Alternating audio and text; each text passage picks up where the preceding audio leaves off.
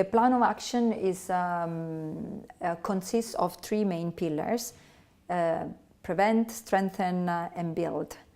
The pillar on prevent basically focuses on policy recommendations on the prevention of incitement to violence that also include incitement to gender violence and incitement to violent extremism, because we believe that these two, that gender-based violence and violent extremism are linked, very strictly linked to the general incitement to violence.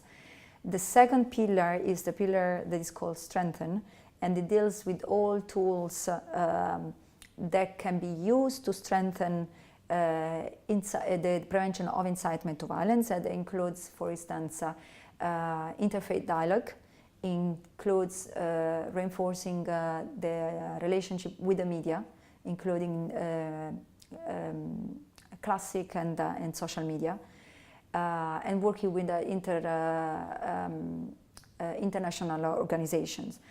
The last pillar is called build, as it takes its wording from the SDGs, from the Sustainable Development Goals, in particular Goal 16, building peaceful, inclusive, and fair societies, and it's particularly focused on building the conditions conducive to preventing incitement to violence. That means, of course, implementing the SDGs, and in particular SDG 16, but also implementing universal international human rights standards, in particular freedom of religion and belief, freedom of expression and opinion, and freedom of peaceful association.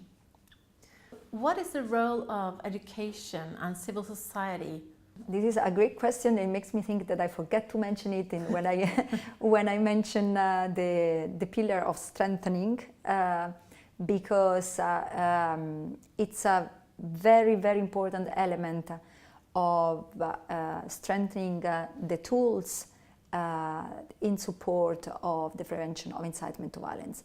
It's essential. We believe that education is essential, not only of religious leaders and institutions, but also of secular institutions, on how they can contribute to supporting the role of religious leaders. And in that regard, my office is receiving a grant now to implement a big program on how to feed religious institutions and education programs with international human rights standards.